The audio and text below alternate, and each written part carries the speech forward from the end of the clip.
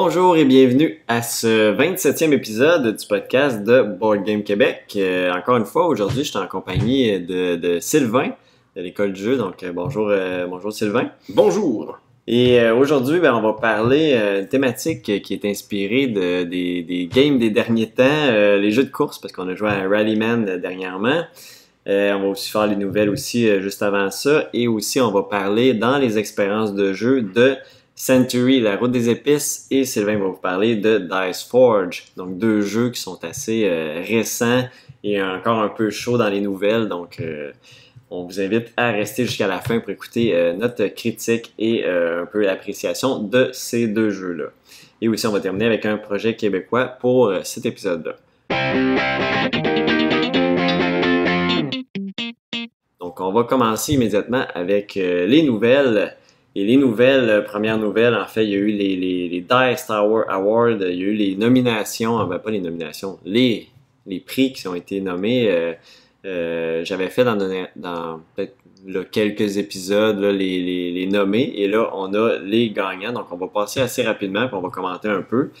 Donc, le plus gros prix, est-ce que je commence par celui-là? Donc, je pense que je vais le garder pour la fin. Le Board Game of the Year, on va y revenir tantôt.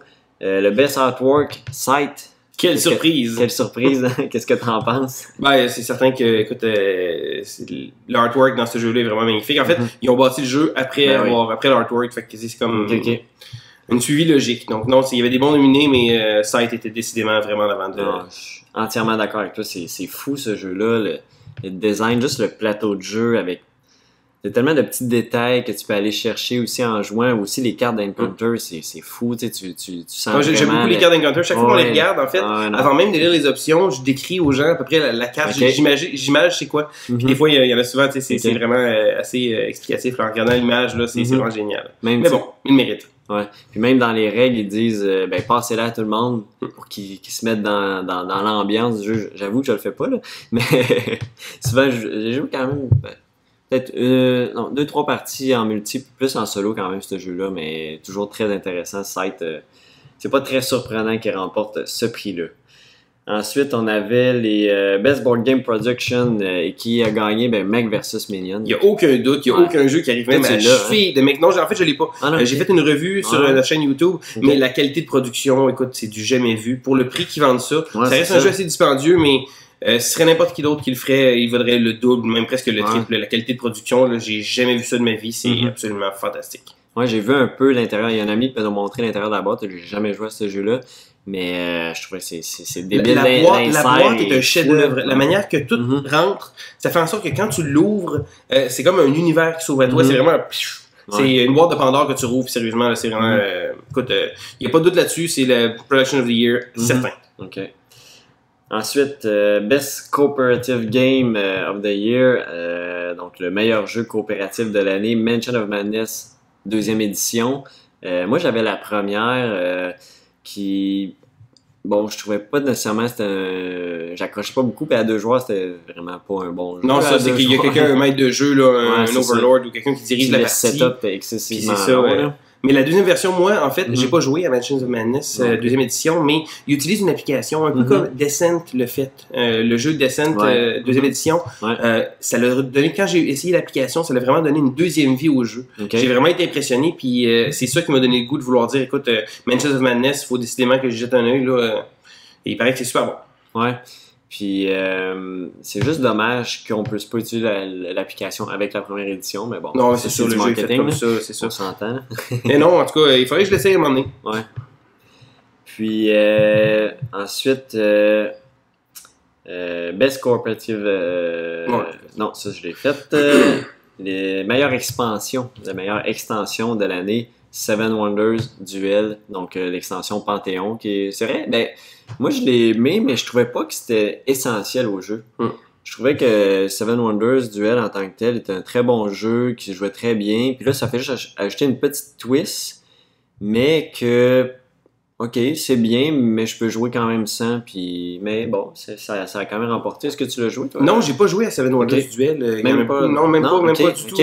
C'était un des rares. Ouais, c'est ça. Fait que, donc, c'est assez rare. Je sais que dans les extensions qui étaient en nomination, je sais qu'il y avait entre autres l'extension de Stockpiles, des petits jeux comme ça. C'est certain qu'ils n'allaient pas gagner, mais je trouve ça fun de voir un petit clin d'œil à des jeux comme ça qui sont vraiment des plus petits jeux, mais vraiment géniaux. Ouais. C'est vrai que Stockpiles, c'est un excellent jeu. J'adore ce jeu-là. Best Family Game, High School. Je pense que c'est un achat récent pour toi, High School. Oui, justement, j'ai acheté High School pour jouer avec ma fille. Mais en vérité, je dis ma fille, mais c'est pour moi jouer. En fait, c'est un petit jeu un peu de pichinotte, de dextérité. Après ma barre, je dirais que le jeu est assez simple, assez normal, mais encore là, la production du jeu est vraiment le fun. La manière que ça s'ouvre, c'est que la boîte de jeu, il y a plusieurs boîtes à l'intérieur, puis on les place toutes sur la table, puis on les relie avec des petits clips pour faire en sorte de faire un grand plateau de jeu qui sert justement le plateau de jeu. Je trouve ça original. C'est un beau petit jeu familial. Encore là, tu sais, c'est pas le genre de jeu qu'on va sortir avec les Amiga pour les grosses soirées, là, mais ça reste bien divertissant. Puis ma fille adore le petit jeu. Là, je l'avais essayé au jeu au bout un petit peu.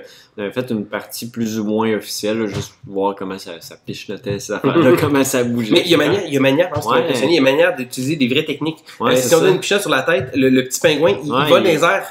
Fait qu'on peut passer par-dessus les murs. Puis je dirais qu'il y a des gens, j'ai vu sur Internet, il y a des gens qui sont assez impressionnants, mais sinon c'est un beau petit jeu, je dirais, un petit jeu de dextérité amusant. Le Best Game from a New Designer. Il n'y a pas de doute, c'est Terraforming Mars, un excellent jeu distribué par Stronghold Games, mais franchement, il mérite tous les éloges du monde parce que ce jeu-là est vraiment génial. L'extension aussi qui devrait arriver éventuellement. Venice. Elysium. Ok, j'ai peut-être pas trouvé la bonne information. Là, c'est l'Elysium. C'est ça. En fait, ça va être des nouveaux plateaux de jeu. J'ai hâte de voir ce qu'ils vont faire avec ça. Ça va changer un peu la partie. Mais non, Terraforming Mars, je lève mon chapeau. OK. Puis, mais ça, puis là, ça vient tout juste de sortir en français un peu partout au Québec. Là, donc, si c'est un jeu qui vous intéresse, beaucoup de boutiques viennent le recevoir. J'ai vu qu'à l'Imaginaire, ici à Québec, viennent le recevoir aujourd'hui même, au moment où on tourne. Là, on est le jeudi 13 juillet. Puis dans d'autres boutiques aussi, je pense que... Est-ce que ça va partir vite? J'imagine que oui. J'imagine, la première print-out était sortie assez vite en anglais. Je dirais que c'est tellement un bon jeu, mais franchement, s'il y a des gens qui hésitent, je sais qu'il y a des gens qui ont raté un peu sur le graphisme, là. Sérieusement, là, le jeu est vraiment génial. C'est vraiment un jeu qui figure très, très, très, très haut dans ma liste. C'est un jeu qui va peut-être être dans les prochains achats, dans le prochain épisode, on va voir. Ensuite, Best Game from a Small Publisher, donc un petit... éditeur, c'est Roleplayer qui a remporté, qu'on a joué d'ailleurs récemment ensemble, que tu m'as fait découvrir, que j'ai bien apprécié. J'ai remporté aussi. Très cool le Roleplayer. J'ai bien aimé ce jeu-là, même plus que Sagrada. Comme je t'ai expliqué, je trouvais la thématique très intéressante. Puis un peu plus de stratégie, je trouvais que par rapport à Sagrada. Dans Roleplayer, c'est un bon choix, sérieusement. C'est un petit publisher, puis sérieusement, il mérite sa place. Il y a même l'extension qui est allée sur Kickstarter le mois dernier, je crois. Ça a très bien élevé, là. Ça a mis parti. Qui rajoute dans le fond d'attaquer avec ton personnage. C'est ça, on va faire quelque chose, parce qu'avant on faisait absolument rien. C'est ça. Ce que t'aimais. Oui, ce que j'aimais. Le Best Party Game. Là, ici, on est deux gars qui sont pas sûrs. Mais bon. C'est Captain Sonore. Je pense qu'on en a déjà parlé l'expérience, on a fait une fois ce jeu-là. Moi, j'avais joué le rôle du second second, tu fais pas grand-chose à part dessiner sur un petit plateau. C'était un peu plate. Ça semble être un jeu qu'on dirait qu'à 4 semble bon parce que le capitaine, j'ai l'impression qu'il peut faire les tâches des deux autres puis être très bon aussi. J'ai été le capitaine, mais non, franchement, c'est pas un jeu qui a levé du tout. La partie, disons que je suis pas sûr que je vais y jouer, mais bon, écoute, Best Party Game, il mérite quand même sa place, il est assez populaire, fait que... C'est pas les genres de jeux que je joue beaucoup, fait que je peux pas commenter plus que ça. Le Best Reprint, c'est encore Mansion of Madness Second Edition. Best Strategy Game. Eh bien, c'est sans contre-doute le meilleur jeu de stratégie. On parle de Terraforming Mars. Vous voyez que je prends tout le temps ma belle voix pour parler de Terraforming Mars parce que j'en ai que du bien à dire. Best Theming, le meilleur thème, Captain Sonore. C'est ça qui est ça. Le meilleur jeu à 2 joueurs, et là je suis déçu. Et malgré tout, Jean-Philippe avait voulu 13 Days était en nomination, Codex était en nomination, mais non, le gagnant c'est... Star Wars Rebellion. Ça doit être très cool, mais c'est très cher comme jeu. Là. Mais les gens disent c'est vraiment Star Wars in a box. C'est vraiment ce qu'ils disent. C'est vraiment Star Wars dans une belle petite boîte. On retrouve toute la tension de l'univers, le monde. Mais moi non plus, j'y ai pas joué. C'est un jeu qui est un peu gros. Il faudrait que je trouve un joueur dédié avec qui jouer. Fait que si jamais ça tente de te l'acheter, ça me fait plaisir de jouer avec toi. Peut-être. On sait jamais. Mais je connais... oui, j'ai écouté tous les films de Star Wars, pas mal tout. Peut-être à part le dernier qui est sorti, j'ai écouté le premier des nouveaux, là, je me souviens bien. On voit que je suis pas très connaisseur de Star Wars. Il manque le dernier, je pense à écouter, mais je trouve 125, 130 $. Peut-être que je vais acheter d'autres jeux. Pour la prochaine catégorie, si je peux me permettre, c'est le Most Innovative Game, le jeu le plus innovant. Et le gagnant est encore une autre déception, puis cette fois-là, pas nécessairement à cause de notre expérience de jeu. Okay? C'est Capitaine Sonore qui a gagné. Mais je tiens à spécifier que je trouve ça, puis encore là, je vais donner les éloges qui méritent à Capitaine Sonore, mais il y a tellement de jeux intéressants dans cette catégorie-là. Il y avait entre autres Mystic Vale, qui se trouve être le card crafting avec les cartes, utiliser les sleeves pour modifier les cartes. Je trouvais que c'était quelque chose d'innovant. Il n'y a pas de jeux qui ont fait ça. Et Millennium Blades aussi. Je n'ai pas joué à Millennium Blades, mais ce jeu-là, c'est un jeu d'innovation parce que bon, pour faire ça rapide, parce que c'est quand même juste un nominé, mais Millennium Blades, c'est un jeu qui simule des tournois de Magic, si on veut, de Collectible Card Games. Donc, tu joues un joueur qui joue à un jeu. Fait que c'est vraiment le metagame, là, c'est du jamais vu. T'achètes des paquets, tu fais des échanges, tu vends tes cartes que t'as. Le jeu est vraiment là. C'est l'innovation même. Un peu comme 504, 504 avait été précédemment un jeu qui innovait beaucoup, mais qui a comme un peu passé dans le bar. Mais Millennium Blade, moi je l'aurais donné à ça, mais bon. Que voulez-vous? C'est Capitaine Sonore qui a gagné. Ouais. Puis, Millennium Blade, là, c'est le seul jeu que j'ai joué que j'en ai rêvé toute la nuit. Je faisais des combos dans ma tête, là, j'avais pas... C'était fou, là. Puis il faut que je rejoue à ce jeu. Je n'ai jamais joué. Pourtant, le problème, c'est que moi, encore là, je viens d'un univers de Collectible Card Games. J'ai joué à Magic énormément. J'ai fait des tournois. J'étais allé quand même sur la scène. Puis, quand j'ai vu Millennium Blade, j'ai trouvé que ce jeu-là était tellement, là, exactement ce que je cherchais, sauf que ça prend un autre joueur qui est aussi motivé que toi. Non, c'est ça. Peut-être, franchement, c'est un autre c'est le fun, ça. Peut-être un achat. Oui, mais sinon, c'est ça, gars, c'est le jeu, le Most Innovative Game, ça reste le gagnant, c'est Captain Sonore. Et voilà. Et finalement, la catégorie que j'ai passée au début, le Best Game of the Year, le meilleur jeu de l'année, Sight. Roulement de tambour, Sight. Et voilà. Donc, Sight... je pense qu'on est deux personnes qui aiment bien Sight. J'adore Sight. Surtout le solo, je trouve qu'il est vraiment très bien fait. En multijoueur aussi, c'est vraiment le fun. Tu peux faire tellement de stratégies possibles. T'es pas obligé... Moi, j'ai fait des games là, que j'ai resté dans mon petit coin. On était 5 joueurs. J'ai resté dans mon petit coin puis j'ai clenché tout le monde. On a vu des parties comme ça très juste à produire mes ressources. J'avais mes ressources intéressantes proches. Je fais les actions en bas du bas qui fait le plus d'argent possible. Et l'argent, c'est des points à la fin. Là. Tu te ramasses 20-30 points juste en jouant, puis après ça, t'es pas obligé de contrôler plein de territoires, t'es pas obligé de rien faire de plus, puis tu gagnes la partie. Non, c'est un jeu qui donne le goût d'essayer des nouvelles stratégies. T'es pas obligé de tout le temps suivre la même marche pour essayer de gagner, puis ça, c'est sérieusement, c'est digne d'un bon jeu. Fait que non, il mérite son Board Game of the Year, mais franchement, le Dice Tower Award, je trouve qu'il les mérite pas mal. Fait que c'était la liste. Ouais. Et t'avais aussi quelques autres nouvelles, je pense. Oui, en fait, comme nouvelle, je suis un peu la scène Kickstarter. Founders of Gloomhaven, aujourd'hui même, est sorti. Le jeu fait beaucoup de buzz. C'est du même créateur que Gloomhaven, mais il faut spécifier, ce n'est pas une expansion. C'est un jeu complètement différent. On parle d'un jeu euro, de fabrication de villes, placement de tuiles, des actions d'à peu près 2 heures, qui a absolument rien à voir avec Gloomhaven, mais avec le pedigree d'auteur. Écoute, ça donne le goût d'essayer. Le prix est très bon aussi. Le prix est vraiment incroyable. Le fait qu'il offre le shipping, même à plusieurs endroits, je sais qu'au Canada, c'est gratuit. Je trouve ça vraiment génial. Puis pour 49$ US, le jeu propose beaucoup plus dans la boîte que beaucoup d'autres projets que j'ai vus. Fait que ça donne le goût. Mon doigt est proche, là. On est proche de le baquer. Ça a glissé puis c'est fait. Et voilà. Est-ce que je vais me retirer? Je sais pas. Je vais regarder un peu plus, mais je trouvais ça intéressant. Founders of Gloomhaven, mais franchement, c'est un des rares Kickstarter que je regarde pas mal d'un œil. Je suis la campagne avec beaucoup d'intérêt. J'ai hâte de voir ce que ça va donner. Je sais que ça a levé là, en moins de 30 minutes. Là, il était déjà fundé à 200%. Puis là, ça continue de monter. Les chiffres montent. Puis, ouais, non, c'est ça. Ça va aller vite, c'est sûr. Et juste en terminant pour les nouvelles, je vais faire un petit rappel pour l'événement jeu de société que je vais faire au Hall of Geek dans exactement 2 semaines si vous écoutez le podcast, la première journée qui est publiée. Donc, ça va être le 26 juillet. Non, même la semaine prochaine, en fait, si vous écoutez à la sortie de l'épisode. Donc, le 26 juillet, World of Geek, c'est à la sortie des ponts à Lévis. Donc, vous pouvez aller sur la page de l'événement. Vous pouvez aussi regarder ma collection de jeux et demander de demande spéciale. Puis aussi une liste de jeux que je vais apporter aussi lors de l'événement. Donc, ça risque d'être très intéressant. Nouveau centre de jeu. Je pense que ça va être très cool. J'ai vraiment hâte de voir qu'est-ce que ça va donner. Je dirais que c'est pas encore officiel. Il y a des chances que j'y sois. C'est pas sûr encore. Je suis encore en négociation. Mais on va voir. Mais sinon, c'est certain que c'est un endroit que j'ai hâte d'aller visiter. C'est vraiment accessible. C'est vraiment tout de suite en sortant des ponts. Si les gens qui sont nerveux en disant la Rive-Sud, c'est loin, c'est pas loin du tout. C'est vraiment juste en sortant des ponts. C'est vraiment facile d'accès. Puis, non, j'ai hâte de voir qu'est-ce qu'ils vont faire avec l'endroit. Ouais, c'est ça. J'ai vraiment hâte de voir aussi. Donc, ça fait le tour pour les nouvelles et on va passer au sujet principal.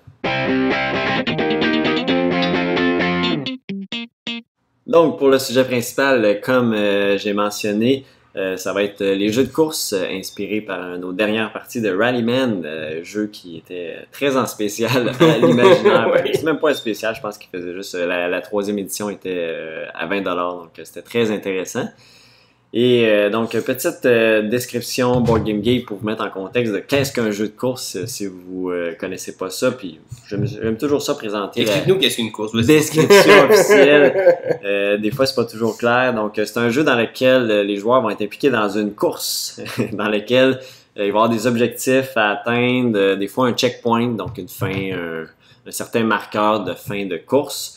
Les joueurs, des fois, on va avoir des changements de vitesse, on va avoir du contrôle un peu, on va tenter d'éviter des obstacles dans ce type de jeu-là. C'est pas des jeux où on va aller dans le style Dominion où c'est le premier à avoir le plus ramasser le plus de cartes puis faire des points. C'est pas ce style de jeu-là. Donc c'est ça, c'est un jeu aussi qui va impliquer, donc c'est ça, éviter des obstacles, etc. C'est très souvent des jeux qui vont être multijoueurs, un peu plus. Mais ça crée de l'attention dans une course d'habitude, ça prend d'autres participants pour créer une tension. Quoique Rallyman offre des possibilités de... Tu sais, du rallye, c'est juste un temps, en fait. Puis, tu sais, des courses de rallye, c'est toujours un véhicule à la fois, puis on compte le temps à la fin de la partie. C'est pas le premier qui franchit la ligne d'arrivée, c'est vraiment un type de course qui est un peu différent. Donc, ça se porte bien, je trouve, en jeu de société, puis ça se porte bien en solo aussi, qu'on peut faire justement. Sylvain va vous parler un peu plus tard dans l'épisode de quelque chose d'intéressant qu'on pourrait faire avec Rallyman. Oui, c'est un des rares jeux de course qu'on peut jouer solo parce qu'on peut comparer les temps.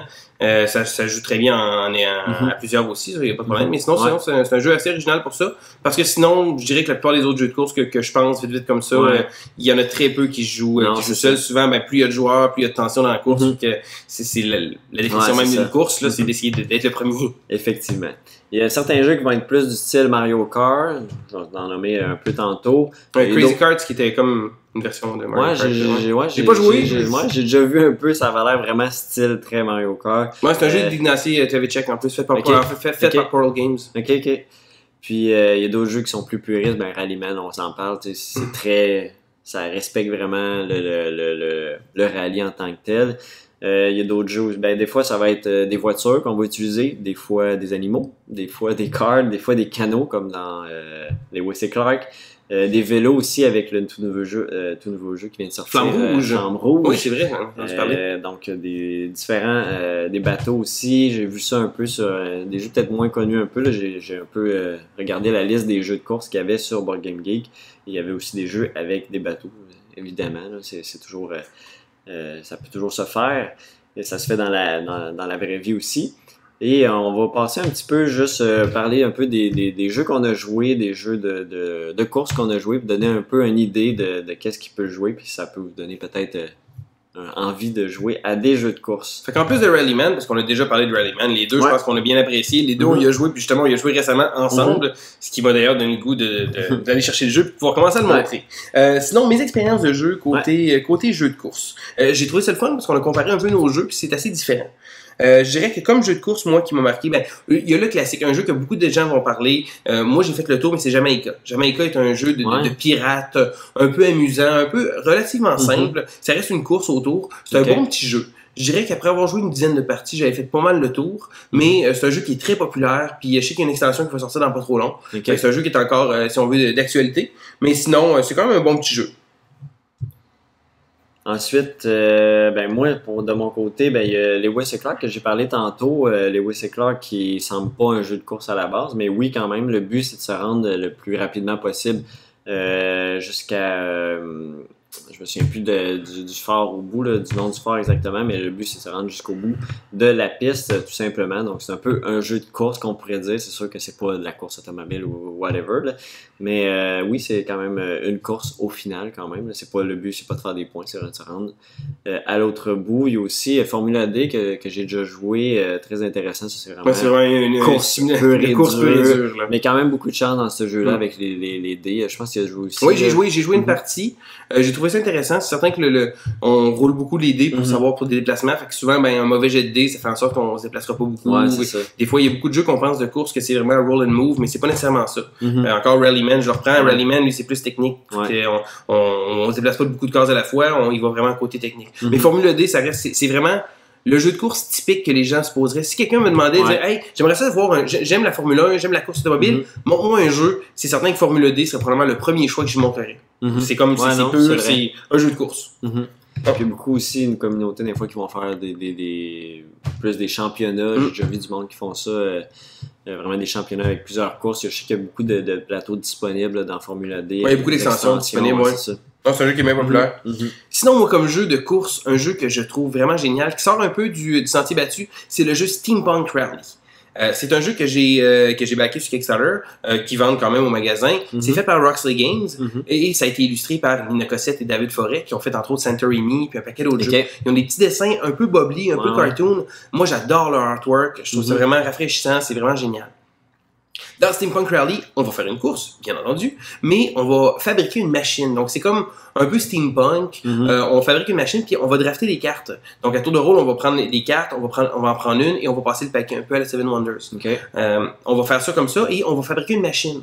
Puis, on va utiliser les dés pour pouvoir activer notre machine. Donc, il va y avoir des trous dans les cartes pour nous montrer quand on active un dé, ça fait tel effet ou ça fait tel effet.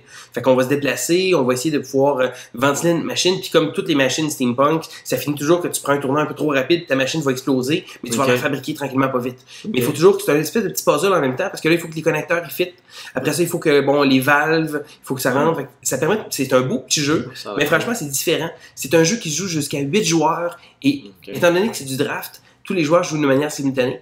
Les parties durent 45 minutes. De 2 à 8 joueurs, 45 minutes. C'est vraiment génial comme petit jeu, c'est simple à comprendre. Puis franchement, moi, Steampunk Rally, je lève mon chapeau parce que c'est un excellent jeu. J'ai jamais joué, je l'avais déjà vu passer sur Kickstarter, mais je l'ai jamais joué. J'avais déjà passé proche de le supporter, mais j'étais pas allé jusque-là, mais ça semble très intéressant. C'est un beau petit jeu. Il y a aussi Camel Up, qui est... Est-ce que c'est une... Ben oui, c'est une course en chameau, mais le but, c'est tu bises sur... C'est un jeu de gambler. Ouais, c'est ça. Mais selon la définition, c'est un jeu de course néanmoins. Ouais, selon Board Game Geek, ça reste un jeu de course. J'ai aussi Rush and Bash, que j'aime bien. Celui-là, c'est un peu style Mario Kart aussi. Tu peux tirer un peu. J'ai jamais joué celui-là, je connais absolument rien. Tu peux faire un peu le parcours que tu veux avec les tuiles qui sont dans la boîte. C'est vraiment style un peu comme j'ai Mario Kart. Tu tires des missiles. Quand t'es premier, tu risques de te faire attaquer. T'as des obstacles à éviter, des roches qui vont te faire ralentir, etc. Donc très cool Rush and Bash, j'avais bien aimé ce jeu-là. Il faudrait que je voie ça un peu, que je me renseigne un peu. Sinon, comme jeu, moi aussi, dans je regarde ma liste, c'est un peu un jeu que j'adore, même si je suis vraiment mauvais, c'est le jeu Pitch Car, qui c'est un jeu de pichenote qu'on fait une course, c'est vraiment génial. C'est un jeu, c'est un paquet de non-sens, c'est divertissant, c'est n'importe quoi, mais c'est n'importe quoi, puis j'adore ça. C'est Pitch Car. C'est vrai que c'est cool. J'avais aimé ça quand tu l'avais fait jouer aux journées ludiques, c'était cool. Ouais, ça lève, je dirais que même avec des gens qui jouent pas à des jeux, je l'ai amené une soirée, maintenant avec des amis, puis ils jouaient pas partout, j'ai monté ça, puis c'est comme, hey, les pichenottes, je connais ça, je joue ça chez ma grand-mère. Mais c'est juste que c'est une course automobile en plus. Bon, franchement, Pitch Car, là, c'est vraiment génial. Il y avait aussi Titan Race que j'avais déjà essayé, mais j'avais pas vraiment accroché à ce jeu-là. C'est un peu une espèce de plateau, mais tu peux sortir d'un bar, arriver de l'autre bar. Une une fois que tu es arrivé à une certaine extrémité, je pense que tu peux revenir de l'autre côté, mais je me souviens pas exactement comment ça se jouait, mais j'avais vraiment pas accroché à ce jeu-là, puis des fois c'était comme un peu trop in your face, je te mets out de la game, puis... En tout cas, tu m'en parles comme ça, puis j'ai absolument pas le goût de me renseigner sur c'est quoi. Merci de m'avoir motivé. Puis je pense que c'est Board Game Geek qui est pas plus coté que ça, mais bon, s'il y en a qui sont intéressés, Titan Race, vous pouvez aller voir aussi, c'est un autre jeu de course. Eh oui. Sinon, moi j'ai le jeu Automobile. Ça porte un nom de jeu de course, cool. c'est très automobile. En fait, c'est un jeu, je dirais, de NASCAR où on va. Sauf que c'est la manière de faire qui est intéressante. Parce que souvent, on pense souvent Formule D, on va brasser un dé, on va avancer. À ça, c'est un back builder. C'est une mécanique qui est bien utilisée. C'est on va mettre des cubes dans un sac, puis on va acheter certains cubes qui vont faire différents effets. Puis au début de notre tour, on va piger dans le sac, puis on va activer ces cubes-là pour faire les effets. Un peu comme Orléans l'a fait, genre de jeu comme ça. Puis ben franchement, j'ai trouvé ça différent de la manière que c'était apporté. Puis je trouve qu'Automobile, c'est vraiment un jeu qui est vraiment impressionnant. Il gagne à être connu parce que il y a pas tant de gens qui le connaissent. Souvent, ils vont voir parce que ça fait partie d'une trilogie. Là, il y avait Trains qui se trouvait être une copie de Dominion mais avec un plateau. T'avais le très mauvais Planes qui était juste très mauvais. Puis t'avais Automobile qui se trouve être un jeu qui a comme passé un peu en dessous du radar. Mais non, ben franchement, là, c'est un jeu qui gagne à être connu. C'est un bon petit jeu puis c'est différent. Maintenant, ils vendent la boîte avec les 3 dedans. Oui, ils vendent c'est le Destination Pack qui vendent des extensions pour les 3. La boîte coûte absolument une fortune. Il n'y a rien qui justifie de vouloir avoir une extension de Planes de toute façon, parce que personne ne va la vouloir. Mais sinon, non, il reste que pour Trains puis Automobile. J'avoue qu'Automobile, les nouvelles pistes me tentent. Là. Je dirais que j'ai regardé, j'ai fait le prix, non, c'est un peu trop haut, mais non, j'aimerais ça avoir des différentes courses, là, ça. Non, j'avais bien aimé moi Automobile, j'ai joué une fois puis je trouvais l'aspect deck builder, pas deck builder, back builder qui était vraiment très intéressant. Je trouvais bien, très bon jeu de course. Non, c'est différent, c'est fun, ça fait changement. Je dirais comme jeu de course notoire aussi, puis ça je l'ai pas marqué dans mes expériences, mais il y a beaucoup de monde qui parle de Thunder Alley. J'ai jamais joué, j'ai pas vraiment je peux vous expliquer quoi que ce soit, mais c'est un jeu de NASCAR. Je sais que quand je faisais des recherches pour les jeux de course, c'est un jeu qui sort souvent comme étant très prisé, là, ça, Formule D, là, les deux sortent souvent, mais comme je dis, bon, je peux pas en parler même plus que ça, parce que je sais pas jouer, mais c'est du NASCAR. Pour les gens qui aiment tourner en rond. Je regarde un peu plus, ça doit être quand même assez intéressant. Un autre petit jeu, là, je tombe dans le jeu plus familial, le Lièvre et la Tortue. C'est un petit jeu de course, donc selon le conte de Lièvre et la Tortue. Donc une petite course, tout simplement avec des cartes qu'on va jouer. On a chacun nos personnages. Je pense que j'avais le grand méchant loup tout par rapport à ces contes-là. Puis c'est une petite course qui joue peut-être en 15 minutes, un petit jeu familial, c'était très cool. Tu m'en parles, ça me donne peut-être le goût d'essayer d'organiser ça avec ma fille. J'ai une fille de 5 ans, moi. C'est cool. C'est les jeux qui viennent dans l'espèce de livre. Là. La présentation est super belle. J'avais bien aimé ce petit jeu-là, 15-20 minutes, c'est joué, puis c'est un petit jeu de course bien intéressant, Puis sinon, comme dernière expérience, moi, comme jeu, en fait, je me trouvais drôle. C'est un ami à moi qui l'a kickstarté, puis quand il m'a mentionné qu'il voulait jouer à ce jeu-là, j'ai comme un petit facepalm. C'est comme... Oh non, je me suis dit dans quoi je m'embarque. Et j'ai joué au jeu Fast and Furious Full Throttle.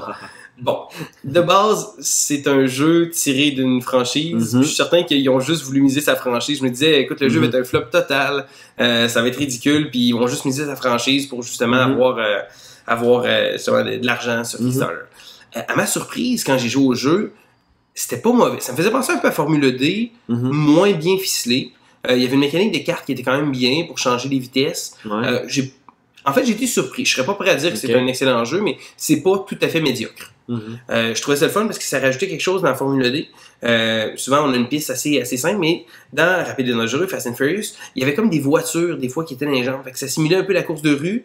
J'aimais ça que tu pouvais moduler ton plateau, un peu comme Rallyman. Tu peux choisir les plateaux, les courses que tu vas faire. Mais là, t'as des routes, puis dans Fast and Furious, tu choisissais un point de départ puis un point d'arrivée, puis tu faisais une course automobile. Là, il y avait des voitures qui étaient dans les jambes, fait que tu essayais de dépasser les voitures. Et je dirais que, sans dire que c'est un bon jeu, parce que c'est pas un jeu qui va se ramasser dans mon top 100 non plus, là. Mais c'est un jeu qui a été surprenant. Parce que je m'attendais à vraiment rien du tout de ce jeu-là. C'est pour ça que j'en parle. Des fois, il y a des jeux comme ça qui méritent d'être regardés un tout petit peu. Et de mon côté, dernier jeu, je sais pas si tu as déjà joué, c'est Gang Rush Breakout. Très cool, j'avais aimé ça, moi, ce petit jeu-là, mais bon, je l'achèterais pas, là. Mais je trouvais la thématique intéressante. On essaie de se faufiler au travers des obstacles que les adversaires vont nous mettre. Si on est en avant, on risque de se faire tirer dessus. Il y a la police aussi qui nous tire dessus. On récolte de l'argent quand il y en a d'autres qu'on peut tirer dessus, puis ils laissent de l'argent à terre. C'est quand même cool. Puis on peut mettre un petit jump aussi pour sauter par-dessus des obstacles. J'avais bien aimé la mécanique de ce jeu-là. Puis on monte nos vitesses avec notre petit cadran. Là. Je trouvais ça cool. Moi, j'ai joué aux Journées ludiques. Le matériel est beau parce que de base, le plateau de jeu, c'est une espèce de petit pont. Je dirais, il est super beau. On voit que les grandes arches en haut. Fait que c'est assez tape à l'œil. C'est assez impressionnant. Le jeu avait été bien. J'avais trouvé ça intéressant. Pas de là à aller l'acheter nécessairement. Là. Mais vous pouvez également voir la critique de mon collègue Joe à l'école du jeu. Il a fait une critique sur le jeu. Fait que si jamais vous voulez vous renseigner un peu là-dessus, ben, vous pouvez aller le voir. Oui, exactement. Donc, ça fait pas mal le tour, je pense, des jeux de course. Ça vous donne un peu de parler quand même 10-15 jeux faciles. Qu'est-ce que vous pouvez jouer comme jeu de course si vous êtes amateur de ça? Puis Rallyman, je sais pas si on a parlé. Je pense qu'on a parlé plein de fois. Mais excellent jeu aussi, Rallyman. Je vous invite à aller si jamais voir. vous avez des jeux qu'on n'a pas parlé, ben gênez-vous pas de laisser des commentaires, là, que ce soit sur YouTube, Facebook ou n'importe quel médias sociaux. Gênez-vous pas, allez jaser un peu, puis on est toujours bien répondant, puis je vais répondre. Je vais répondre. Je vais même aider un petit peu, là. Écoute, je commence à être un membre honorifique de Board Game Québec, là. Je commence à aimer ça, faire cette petite affaire-là, là. Ah, c'est le fun, c'est une belle dynamique ensemble.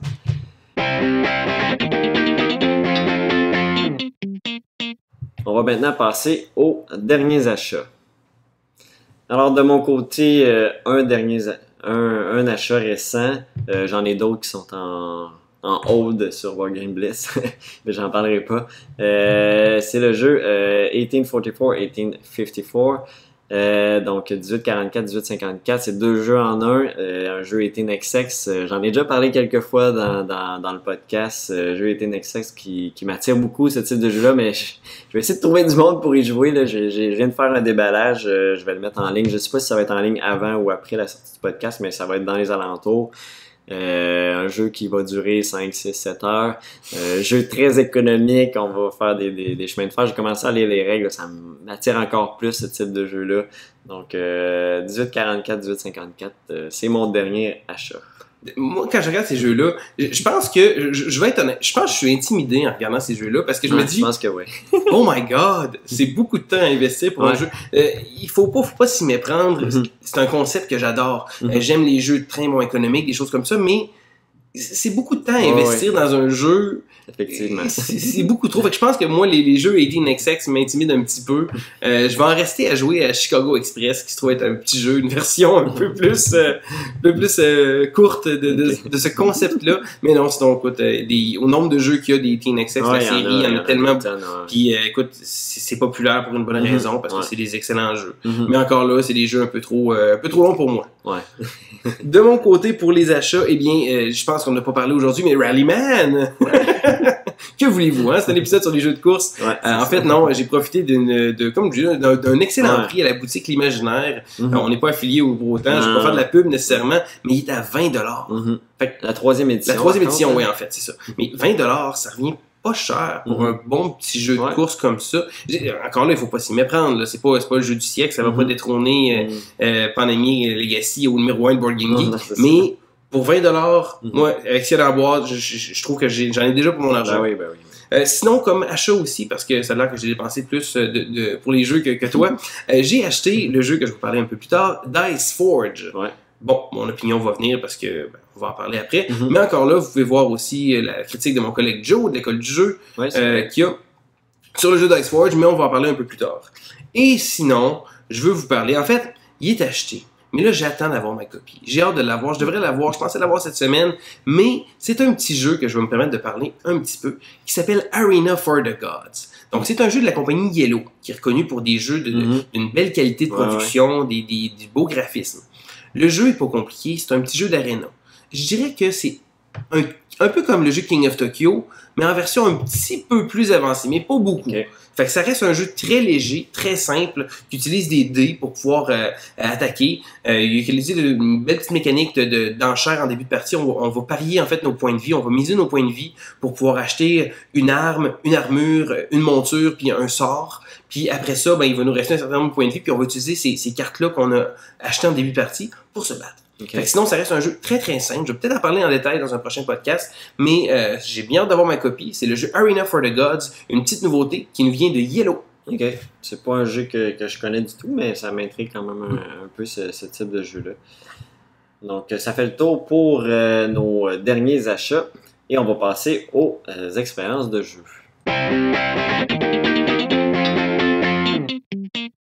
Alors, de mon côté, pour les expériences de jeu, je l'ai mentionné en début d'épisode, ça va être Century, la route des épices, qui était d'ailleurs un de mes derniers achats dans le dernier épisode. En fait, Century, c'est un jeu pour 2 à 5 joueurs de Emerson Matsushi, édité par Plan B Game, une compagnie québécoise.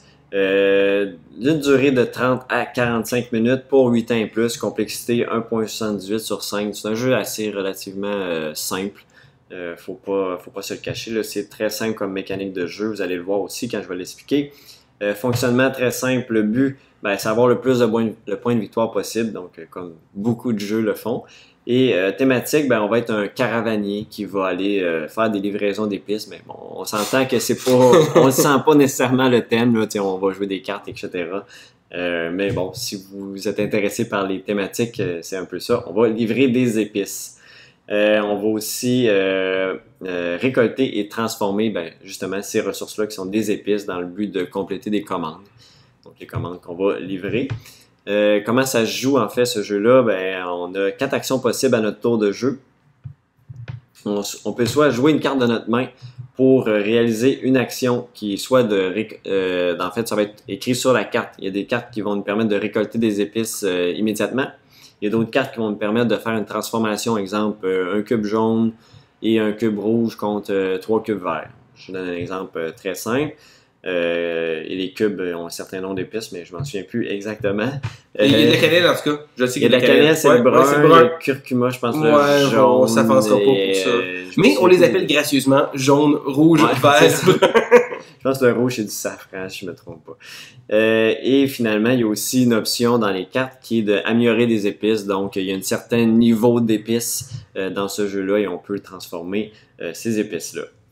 Ces épices-là, quand on va justement jouer ces cartes-là, ça va nous permettre d'aller au final, de faire des commandes qui vont être visibles à tous les joueurs. Et il y a toujours la commande qui est le plus au bout de la file, qui va récolter un or s'il y en a encore de disponible. Et un or, c'est 3 points à la fin, donc c'est un petit bonus pour la carte qu'on prend. Il y a aussi des cartes d'argent pour la deuxième, des tuiles, des pièces d'argent en fait, qui sont de très bonne qualité. Des pièces métalliques. Des pièces métalliques dans ce jeu-là. Et qui va nous donner un point à la fin de la partie. Donc, un petit incitatif à aller sur les mêmes objectifs que les autres joueurs. L'autre option qu'on va avoir, c'est d'acheter une carte au marché qui, elle, va nous permettre une carte qui va avoir des options dessus. Et on va payer un certain nombre d'épices dépendant de sa position où elle est dans la file de cartes. Et finalement, on peut aussi reprendre ces cartes qu'on a jouées. C'est comme un peu, on va se reposer avant notre prochain tour. Ça nous permet de rejouer ces cartes-là par la suite. Donc, c'est un peu le fonctionnement du jeu et la fin du jeu se termine lorsqu'il y a quelqu'un qui a complété 5 commandes. On termine le tour actif si je ne me trompe pas et lui qui a le plus de points, on va remporter la partie. Donc, c'est assez simple comme jeu, comme vous le voyez, là, 4 actions possibles et ça se termine comme ça. Et le jeu roule très rapidement, donc je vais aller avec mon appréciation. Côté positif, visuellement c'est très beau, les cartes sont super belles. J'ai fait le déballage aussi récemment. Je pense que je l'ai mentionné, là, c'est super beau, matériel de très bonne qualité. On a les petites copes aussi pour toutes les récipients pour les épices qui viennent déjà dans le jeu, donc ça c'est vraiment très cool. Les tours de jeu sont rapides, il n'y a aucun temps mort, donc ça va vraiment très rapidement. Ce que j'aime bien aussi dans ce jeu-là, c'est de possibilité de combiner les cartes. Il y a des cartes qui vont permettre, mettons, de transformer des épices en une certaine couleur, puis ensuite l'autre carte va nous permettre de transformer ces couleurs-là en une autre couleur qui est intéressante, plus forte, comme la cannelle, qui vaut souvent plus de points dans certains objectifs. Il y a aussi, on va se batailler, comme je disais, on a 5 objectifs sur la table, donc on voit un peu les autres joueurs aussi, qu'est-ce qu'ils ont dans leur caravane. Donc on va tous se batailler pour ces commandes-là, et dès qu'il y en a une de fait, on en a une nouvelle, donc ça c'est très intéressant aussi. Durée de jeu, pour moi, c'est vraiment parfait. Une demi-heure, 45 minutes. Il ne faudrait pas que ça soit plus long que ça. Si c'est trop long, des fois ça devient trop redondant. Donc je pense que le temps de jeu est très bien aussi. Je trouve que c'est un excellent jeu d'introduction. C'est simple à comprendre puis à expliquer aussi. Ça s'explique en 5 minutes, c'est fait. Je pense qu'on a compris le jeu. Puis les règles sont sur une page, donc ça peut pas être très long à expliquer. Côté négatif, j'en ai pas vraiment beaucoup. Je trouve juste que c'est un peu cher pour la profondeur du jeu. Profondeur du jeu dans le sens que c'est pas un gros jeu très intense. Souvent, j'aime ça payer un peu plus cher pour ce type de jeu-là, mais c'est cher parce que on a une excellente qualité de production, les petits cops, l'insert, etc. Les cartes qui sont super grosses. Et finalement, il y a aussi, c'est ça que je disais dans mon point négatif, c'est un jeu qui pourrait être en print and play pour 5-10$, puis ça jouerait de la même façon avec des cubes que tu achètes au Dollarama, etc. Donc, on paye vraiment pour le matériel, mais ça reste que c'est un très bon jeu quand même. Je pense que l'aspect graphique, comme je disais, c'est très intéressant. Donc, le bilan, moi, après 3 parties, je donne un 8/10, qui est un jeu que j'aime bien jouer puis que je recommanderais. Donc c'est ça pour ma note pour l'instant après 3 parties. Puis ce que j'ai hâte de voir, c'est la trilogie que à partir de 2018 il va y avoir un autre ajout, puis je pense que 2019 un autre ajout. Ça va être des standalone extensions, des extensions qui peuvent se jouer un peu seules, mais qu'on peut combiner ensemble. Donc j'ai hâte de voir qu'est-ce que ça va donner. Moi aussi j'ai hâte de voir ça termine pas mal pour qu'est-ce que Century pour moi? Moi, en fait, je vais en parler parce que c'est un jeu que j'ai joué quand même relativement beaucoup. Beaucoup. J'ai joué 7-8 parties dernièrement. Okay. Puis, personnellement, je trouve que c'est un petit jeu. Là, tu parlais du prix. Moi, je suis content que ce soit un petit jeu avec une belle qualité de production. Okay. Le matériel, le jeu vient avec de la monnaie en métal, chose qu'on voit rarement. Ouais. Il vient avec des petits bols pour tenir les épices. Je dirais que le jeu est absolument magnifique. Puis, je songe même à payer aussi cher que le jeu pour aller chercher le playmat qu'ils font. Il y a un beau tapis de jeu en néoprène. Le tapis est tellement... Le tapis coûte pratiquement le même prix que le jeu. Je trouve ça absolument aberrant de penser aller l'acheter. Bon, je l'ai pas encore acheté, là, mais je dirais que c'est un beau visuel. Bon, le tapis, ça sert pas grand-chose, ça sert juste à tenir les composantes, mais ça donne un autre côté. C'est juste pour dire à quel point que le jeu m'a bien donné une belle vue. Le jeu est agréable à regarder, il est simple, malgré les petits cubes, le jeu se joue bien. C'est un jeu qui est facile à montrer aussi. C'est un jeu qui est très court, puis... on peut le montrer pratiquement à n'importe qui. Le jeu, par sa simplicité, fait en sorte que c'est très rapide de réussir à pouvoir commencer à jouer. Puis ça, c'est un gros plus souvent pour des tables de jeu. Sinon aussi, une autre chose que j'ai à dire, je trouve ça intéressant ce jeu-là parce que, personnellement, moi, avec Terraforming Mars, Race for the Galaxy, j'adore les jeux qui sont des engine builders. Les jeux qu'on construit un moteur de travail. Puis Century, Spice Road, c'est vraiment ça. Parce que les cartes que tu vas acheter, à un moment donné, au départ, tu vas essayer d'acheter quelques cartes. Puis à un moment donné, quand tu vas réussir à trouver une synergie, tu vas trouver une synergie entre 3, 4, 5 cartes différentes. Fait que toutes les autres cartes, là, tu t'en serviras plus jamais. Tu vas juste jouer ces cartes-là. Exemple, je joue une carte qui me donne 3 jaunes. Après ça, je convertis mes 3 jaunes en vert. Après ça, je convertis mon vert en d'autres choses. Fait que là, j'ai trouvé une mécanique qui va bien. Fait que c'est de trouver ta petite mécanique. Puis un coup que tu trouves ton petit moteur, ton petit engine, tu essaies de le faire rouler pour essayer d'être plus performant puis pour aller chercher les cartes. Fait que moi, étant fan d'Engine Builder, ça c'est un mini Engine Builder, c'est parfait pour moi, c'est un petit jeu qui joue rapidement, puis franchement, moi aussi là j'ai donné une bonne note, je pense que j'ai donné une note de 7.5 sur Board Game Geek, puis mais dans le créneau, pour moi, c'est une excellente note, parce que c'est pas un gros jeu là, tout à fait épique, mais franchement, là, moi écoute, je le recommande, c'est une petite nouveauté tendance, puis franchement, il est tendance pour une bonne raison, c'est un bon petit jeu. Ouais. Puis juste en terminant, j'ai aussi essayé une variante solo non officielle. Mais pour l'instant, je pense qu'elle n'est pas assez bien ficelée. Là. La variante est plus ou moins bien faite parce que je l'ai joué une fois, j'ai gagné 95-30. Là. Donc, il n'y a pas de challenge vraiment. C'était vraiment une pyramide de cartes et c'était facile de contrôler ce que l'AI allait faire et qu'est-ce qu'elle allait accumuler comme ressources puis permettre d'en éliminer. Donc, je pense qu'il y a de quoi ficeler un peu plus dans cette variante-là. Je pense que la communauté va peut-être y travailler un peu plus aussi. C'est le fun que quelqu'un y ait pensé. Donc, peut-être éventuellement, lorsque ça va être un peu plus ficelé, j'en ferai sûrement une partie solo. Je pense que c'est un jeu qui peut être très intéressant à présenter comme ça, mais je vais attendre quand même et peut-être y travailler un peu aussi de mon côté, voir qu'est-ce que je préfère pour améliorer un peu cette variante. Ouais, ça prend un bon challenge parce que si on gagne trop facilement, le jeu perd tout intérêt. Puis je comprends qu'on aime ça jouer à des jeux, puis que le jeu solo, des fois, on y trouve des belles choses, mais ça, il n'y a aucun intérêt à faire dans ce cas-là. Non, c'était pas très excitant.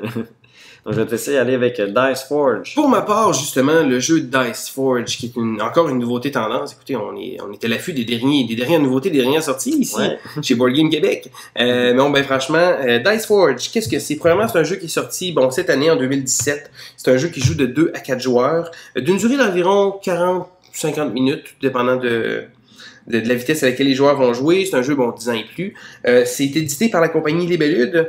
Et c'est un jeu qui a été fait par Régis Bonessé. Donc, c'est un Français. Donc, je salue notre auditoire français qui nous ont sorti l'excellent Dice Forge. Vous l'avez déjà probablement depuis plus longtemps que nous, mais bon, nous, on vient de le recevoir. Là. Donc, Dice Forge, qu'est-ce que c'est? Premièrement, le jeu utilise une mécanique assez... pas révolutionnaire, mais assez original, je dirais. C'est un des premiers jeux à grande échelle, là, ça a déjà été vu avant, là. Mais c'est un jeu où, habituellement, il y a les deck builders, qu'on fabrique justement notre deck, il y a les back builders, qu'on fait, mais là, on fabrique deux dés. Ce qu'on va faire, c'est que on va acheter des phases de dés. Mais avant tout, je vais aller avec le petit thème, comme la route des épices un peu, je dirais que, il y a un thème quand même. Ouais. Donc, c'est la reine des dieux, les dieux sont là pour essayer de forger les meilleures choses, on peut aller faire des exploits, des choses comme ça, mais franchement, j'ai pas vraiment vu ce thème-là, mais c'est pas une mauvaise chose, là. Je dirais que, premièrement, en ouvrant la boîte de Dice Forge, j'ai trouvé que la qualité de production est vraiment géniale. Il y a un insert, l'insert en plastique à l'intérieur est vraiment parfait. Parce qu'il retient toutes les composantes de jeu, même le petit marqueur de tour a sa petite place. Tout rentre de manière très fermée. Les phases de dés qu'on achète sont sur une espèce de grand plateau. Et ce plateau-là, on a une petite enveloppe autour qui fait en sorte que il tombe pas partout. Quand on joue, on place la boîte de jeu au bout du plateau parce que justement, on va mettre cette trame-là sur l'eau. Donc, ça permet d'avoir un beau visuel. Fait que juste en ouvrant la boîte, je dirais que les composantes sont vraiment géniales. Si je parle des dés, juste encore là, je vais parler des composantes. Les dés, au début, ça me faisait un peu peur parce que il suggère que quand on achète une petite face carrée de dés, on l'utilise pour faire un levier pour sortir le dé. Ça a tendance à pouvoir s'élever dans les airs, ça revole, comme on dirait. Je dirais que moi, j'aurais peur aussi de casser les coins. Je dirais que peut-être pour un café ludique ou un pub, c'est peut-être pas l'idéal. J'ai l'impression qu'il y a des pièces qui vont se perdre. Moi, personnellement, on utilise une pointe de stylo, quelque chose comme ça réussit c'est super, mais on a eu besoin de trouver un petit outil là, qui servait pour pouvoir faire le levier, pour éviter de les casser, là, je dirais. Là. Je sais qu'il y a du monde qui utilise, je pense que c'est des petits leviers dans les blocs Lego. Oui, les petits leviers, les petits, pour les blocs Lego, j'ai vu ça, beaucoup de gens qui en ont parlé. Ça fonctionne très bien aussi. En plus, c'est thématique avec Dice Forge. Donc, comment le jeu se joue? Parce que là, je parle du matériel, je parle de qu'est-ce que c'est. Comment ça fonctionne? Le jeu est très simple. Parce que ce qu'on va faire, c'est que, à notre tour, tous les joueurs vont brasser les dés. Donc, exemple, le joueur actif commence, tous les joueurs vont brasser les dés. Ça fait en sorte que tous les joueurs vont recevoir des ressources. Comme ressources, il y a de l'or qui va servir principalement à acheter des phases de dés. Ensuite, il y a les pierres solaires qui vont servir à acheter différentes cartes. Tu as les pierres lunaires qui vont servir également à ça. Et tu as les points de victoire. Donc, 4 ressources bien simples. Puis, chaque phase de dés que tu vas acheter va pouvoir te permettre de pouvoir obtenir un certain type de ressources ou en obtenir plusieurs. Donc, à notre tour, quand c'est le joueur actif, tous les joueurs vont lancer. Fait que tous les joueurs vont faire plusieurs ressources. Le joueur numéro 4, quand ça va arriver à son tour, il va avoir déjà brassé les dés 4 fois. Donc, il va avoir obtenu beaucoup de ressources. Après ça, le joueur actif, qu'est-ce qu'il fait? Il y a 2 choix. Soit qu'il achète une phase de dés, une ou plusieurs phases de dés, en fait. Donc, il va payer autant d'argent qu'il veut. La seule règle, c'est qu'il n'a pas le droit de prendre 2 fois la même phase de dés. Donc, exemple, il va payer un certain montant parce que sur le plateau, c'est bien indiqué les montants qui coûtent. Fait que il va payer 4$ pour acheter une phase de dés. Après ça, il va acheter les phases de dés qu'il veut. Puis après ça, il va choisir, il y a 2 dés. Il va choisir quel dé il va enlever les faces puis il va les placer. Fait que ça, c'est la première chose qu'on peut faire. La deuxième chose, c'est qu'on peut utiliser les ressources qu'on a obtenues, donc les pierres solaires et les pierres lunaires, pour acheter des cartes. Les cartes sont disposées tout autour du plateau. Puis en passant, encore là, le artwork est vraiment magnifique. Ce qui est le fun, c'est que selon l'emplacement de la carte, les cartes ont toujours le même emplacement, l'image de la carte va avec le plateau. Donc quand on la place tout collé, c'est comme si c'est une extension du plateau de jeu. Ça fait en sorte que le visuel est vraiment génial. Donc, le joueur a le choix, il va payer soit des pierres lunaires, des pierres solaires, un certain nombre, pour pouvoir acheter des cartes qui vont avoir différents effets. Certains effets instantanés, d'autres effets qui vont apparaître à chaque début de tour. Ensuite, il va également garder la carte qui va lui donner un certain nombre de points. Donc, on s'entend, si on utilise peu de ressources, on va obtenir une carte qui donne peu de points. Et on peut également acheter la carte qui vaut la plus chère avec 5 pierres lunaires et 5 pierres solaires et acheter une carte qui va donner beaucoup de points puis souvent des effets très intéressants. Je dirais que après ça, ça c'est la base même. On brasse les dés, on fait soit on achète des dés, soit on achète une carte. Après ça, si le joueur actif veut, il peut payer 2 pierres solaires pour avoir une action supplémentaire. Mais encore là, on peut juste la faire une fois. Ça fait que ça fait pas des tours interminables, ça permet juste de pouvoir sortir un peu ses ressources. Fait que je dirais que c'est très simple parce que c'est comme ça qu'on joue. On achète, passe le joueur, tout le monde brasse les dés. Fait que je dirais que le jeu a un effet de... c'est le fun, on reçoit toujours des ressources. On a l'impression de gagner à l'auto à chaque tour. Fait on va brasser, puis à un moment donné, même, on va être rendu au fond de nos... parce qu'on a un petit plateau personnel qui sert à pouvoir garder les ressources. Puis à un moment donné, quand on arrive avec un nombre maximum, on a 12 pièces d'or, ben, on peut plus aller plus loin. Mais si on veut, on peut acheter une carte qui nous permet de faire une extension du tableau. Fait que, je dirais qu'il y a plein de petites choses comme ça, plein de petites cartes qui font en sorte que c'est agréable parce que ça a un sentiment de feel good. Donc on se sent bien parce que on fait toujours des ressources. Fait que ça, c'est un gros plus. Il y a pas beaucoup de cartes négatives envers les autres joueurs. Je dirais que le jeu utilise une petite mécanique de placement d'ouvriers parce que quand on va acheter les cartes, on va placer notre pion. Mais là, les gens vont dire, placement d'ouvrier, ça veut dire que si le joueur est là, on peut pas y aller. Non, au contraire. Si tu y vas puis tu déplaces, donc tu bumpes un joueur, tu déplaces un pion, le joueur qui se fait déplacer va brasser les dés puis va recevoir les ressources. Fait qu'il y a comme pas de point négatif à ça. Je l'ai essayé avec une soirée avec un couple d'amis. C'est vraiment un jeu qui a levé. C'est super simple. Puis on a l'impression à chaque tour qu'on joue puis on gagne des ressources. Ouais, c'est ça. Fait que je dirais que c'est le fun dans ce temps-là. Même ma femme qui joue un peu moins que moi, je dirais, elle a vraiment aimé ce jeu-là parce que justement, on a un sentiment qu'on se sent bien, on brasse les dés, on fait des ressources, puis on va essayer aussi de monter nos dés. Là, au début, on a des dés qui donnent une pièce d'or par dé. Mais à un moment donné, on a 4 pièces d'or, on a des multiplicateurs, des effets spéciaux. Fait que je dirais que dans sa simplicité, parce qu'encore là, c'est un jeu qui est relativement simple. Ça dure à peu près 45 minutes, comme je disais. Fait qu'il faut pas s'attendre à un gros jeu compliqué. À la fin de la partie, parce que la partie dure 9 rondes dans le cas d'une partie à 2 ou 4 joueurs, ou 10 rondes si on joue à 3, les parties vont très très rapidement. Parce qu'on va se rendre compte, à un moment donné, rendu aux 3 quarts de la partie, j'avertis les gens, je dis, hey, là, on est au tour 7, là. Il reste juste 3 tours. OK. Au début, on achète plein de phases de dés, puis on est content, à un moment donné, nos dés, ils sont complets.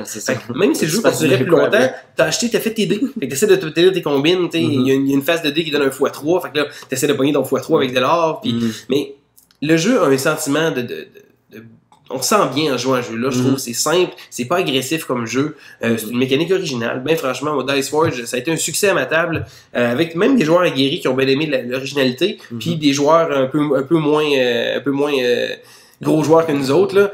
On se le cachera pas, mais avec des couples d'amis, ça a bien marché. Ben franchement, là, Dice Forge a été un succès, puis je suis vraiment été content. Ouais, moi je l'ai joué aussi avec Joe, justement, de l'école de jeu. Puis vraiment très... Je vous avouerai, de départ, c'était pas un jeu qui m'attirait plus que ça, la boîte, etc. J'avais pas... On dirait que j'étais pas attiré plus que ça. Puis j'ai vraiment été agréablement surpris. J'ai vraiment apprécié ce jeu-là. Je pense que c'est vrai que c'est fun de lancer tout le temps les dés. En fait, t'as l'impression de toujours jouer au jeu, tout simplement. Donc je pense que c'est ça qui est vraiment le fun dans ce jeu-là. Puis je trouvais la mécanique très intéressante. Puis comme un deck builder, ça sert à rien d'aller acheter des cartes à l'infini. À un moment donné, tu l'as tes affaires, puis vas-y avec ça. Tu veux rouler ta mécanique, c'est ça. Achète des vraiment bonnes cartes que les autres vont te donner des points, puis là, c'est vraiment intéressant. Donc, ouais, j'ai vraiment apprécié aussi Dice Forge. Peut-être un achat aussi futur. Je pense que ça jouerait bien avec ma famille aussi. Ouais, c'est un beau petit jeu. Si tu joues à Caverna avec tes parents, je pense que Dice Forge, ils vont jouer à ça, ils vont dire c'est quoi ça, c'est un jeu pour enfants? Non, ben franchement, ça vaut la peine. Puis je vous le recommande, c'est la petite nouveauté du moment, c'est Dice Forge. Ouais. Donc, ça termine pour nos expériences de jeu. En fait, je peux me permettre une petite expérience, je n'irai pas en détail, mais tout récemment, j'ai pu jouer à l'extension de Xayah. Donc, je ne sais pas si vous connaissez Xayah, Legend of the Drift System. C'est un gros jeu fait par un petit designer, Cody Miller, qui a fait ce jeu-là. Et il y a une nouvelle extension qui est arrivée sur le marché. Ben franchement, j'ai joué avec un de mes amis, c'est vraiment génial comme jeu. Je pense qu'à un moment donné, je vais en parler un peu plus en détail. Ouais, t'en parles. Parce que c'est un jeu qui est un type sandbox, qu'on peut faire ce qu'on veut, puis ça fait en sorte on peut être un pirate, on peut être un marchand, on peut faire plein de choses, puis j'ai joué à l'extension, puis ça a comme donné un deuxième souffle à ce jeu-là, mais je vais regarder ça pour une autre partie, mais je dois au moins en parler que j'ai essayé l'extension de Xayah, et ça vaut vraiment la peine. Ouais, tu nous en reparleras, c'est certain. Ça fait quelques fois que tu m'en parles, puis ça m'intrigue quand même de plus en plus ce jeu-là, surtout quand tu m'as dit que comparé à Merchant and Marauders, puis j'aime bien ce jeu-là. Ouais, ça s'est fait. En plus, j'ai joué hier, fait que là, j'ai pris. Donc, ça termine officiellement pour les expériences de jeu. Et on va passer au projet québécois. Alors, Sylvain, je vais te laisser parler du projet québécois que tu veux faire. Ben oui, en fait, je dirais que c'est à petite échelle. C'est un petit projet québécois. Mais comme l'épisode se fait sur la course automobile, puis que, je sais pas si vous savez, mais on a parlé d'un jeu qui s'appelle Rallyman, qui est en spécial à 20$ imaginaire.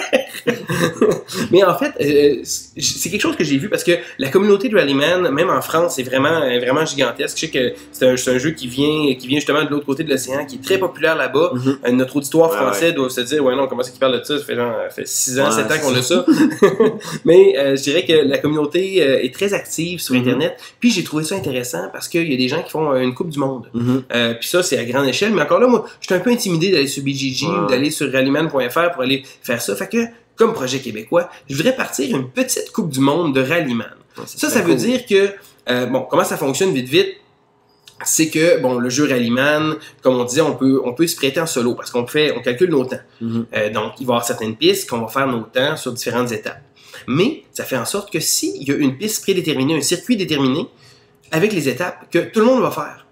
Tout le monde peut faire la course, chacun de leur côté, chez soi, ou même avec d'autres gens. Je pourrais m'installer avec 2-3 amis, puis hey, on fait partie de la Coupe du Monde, excellent, on fait notre piste ensemble, tous ensemble, et on partage notre temps sur Internet. Mais là, les gens vont dire, mais là, partager les temps, voyons donc, c'est trop facile de pouvoir tricher. Oui, c'est facile de pouvoir tricher, mais étant donné que le résultat est juste d'être content d'avoir gagné la Coupe du Monde, je veux dire, il n'y a pas trop d'intérêt à ça. Bon, encore là, peut-être que c'est moi qui est un peu bonasse, mais moi j'ai confiance aux gens, puis j'ai envie de faire ça. Mais comme il existe déjà le concept à grande échelle, moi je veux le faire à vraiment à plus petite échelle. Écoutez, si on est 10, si on est 10, si on est 20, je veux pas gérer une grosse Coupe du Monde, mais s'il y a quelques personnes qui sont intéressées ou juste qui veulent s'informer comment ça fonctionne, gênez-vous pas d'aller écrire sur les réseaux sociaux ou sur Facebook. Écrivez à Jean-Philippe. Posez-lui des questions. Je vais éventuellement probablement partir ça, peut-être même le mois prochain. Je vais regarder ça un peu comment ça va, ou aussi voir qui est intéressé. Puis écoutez, si j'ai 4 participants, j'aurai 4 participants à ma Coupe du Monde de Rallyman, version un peu plus locale. Mais s'il y a des gens que ça les intéresse de vouloir faire un petit ça, puis encore là, on est loin d'être des experts. Moi, j'ai un total de 3 parties en arrière de la cravate. Donc, avec Jean-Philippe, j'ai rejoué avec des amis, je leur ai montré, mais sinon, je pense que, tu sais, franchement, je pense c'est intéressant. Ça rajoute un petit thrill de pouvoir dire, écoute, je vais faire ma course chez nous, je vais noter mes temps, sans savoir les temps des autres joueurs. Comment ça va fonctionner, que les gens vont m'envoyer en privé leur temps. À ce moment-là, moi, maniaque de statistique comme que je suis, je vais faire un classement, je vais montrer les gens, ils sont où. Après chaque course, ils vont avoir un certain nombre de points. Et à la fin de la saison, les points vont s'accumuler pour déterminer le grand gagnant de la coupe très virtuelle, qui risque d'être probablement une image que je vais vous envoyer d'un trophée, parce que j'irai même pas investir sur un vrai trophée. Mais c'est pour le fun de la chose. Je dirais que ça permet de transformer un jeu solo à joindre plusieurs personnes de la communauté pour essayer de créer un petit engouement, un petit fun. Puis encore là, si vous jouez pas solo, vous pouvez jouer aussi avec des gens. Si vous vous installez, vous êtes à 2-3 de vos amis, écoute, on fait une course par 2 semaines, une course par mois, c'est facile de réunir ces gens-là pour dire, on fait une course, puis on participe, on met nos temps sur Internet, puis on va essayer de pouvoir faire ça. Fait que c'est la Coupe du Monde de Rallyman que j'aimerais partir parce que j'ai bien apprécié le petit jeu. C'est cool. C'était mon petit projet, en fait, à très petite échelle. Très petit projet, mais quand même, s'il y a des gens qui veulent participer, vous êtes la bienvenue. C'est cool, je trouve ça très intéressant. Puis je vais mettre les infos le plus qu'on va avoir là, sur le. Il va probablement avoir une page Facebook qui va se faire. On a un groupe Facebook, là, on va faire ça assez simple. Ça va être facile comme ça, puis ça va venir éventuellement. Très cool. Et donc, on va conclure l'épisode sur ça. Donc, je vous remercie encore d'avoir écouté. Je vous invite encore à aller voir l'événement que je vais faire le 26 juillet au Hall of Geek. Donc, toutes les infos se retrouvent sur la page de l'épisode, aussi sur ma page Facebook de Board Game Québec. Vous pouvez retrouver cet événement-là. Et encore merci à toi, Sylvain, d'être venu. Ça a été très le fun, très dynamique comme épisode. Et on est réussi à rentrer dans les 1 heure environ. Hey, ça, je suis impressionné. D'habitude, j'ai tendance à l'échapper. Ça a été très bien. Donc, merci à vous d'avoir écouté. J'ai bien aimé ça, puis je dirais que j'ai hâte de recommencer l'expérience. Ouais. Fait que gênez-vous pas en passant sur les réseaux sociaux. Si vous voulez commenter, vous avez des questions, des idées sur le format, n'importe quoi, gênez-vous pas d'aller parler, commenter, faites des likes, allez voir la page de l'école du jeu sur YouTube, allez voir passionboardgames.com, allez faire un tour. Je veux dire, on est tous là, on n'est pas là pour tirer la couverte de notre côté, on est une communauté, puis on veut juste que les gens apprennent à connaître différentes sources. Fait que gênez-vous pas, allez sur passionboardgames.com. Je pense que c'est la bannière où on est là, l'école du jeu, Board Game Québec, tout le monde est là. C'est comme la place pour faire le party. Fait que gênez-vous pas de commenter, puis ben les réseaux sociaux, vous pouvez pas vous imaginer comme un petit commentaire, un petit like. Des fois, ça fait du bien, ça remonte le moral, ça dit « Hey, il y a des gens qui m'écoutent quand je parle, c'est génial! » Je pense qu'on a tous besoin de ça. Fait que ben gênez-vous pas, puis j'ai bien apprécié mon expérience. Merci Jean-Philippe de m'avoir reçu. Puis ben, je suis certain que je vais me rassurer en face de toi très bientôt. Parfait. Donc on se dit à la prochaine fois. Bye bye. Salut la gang!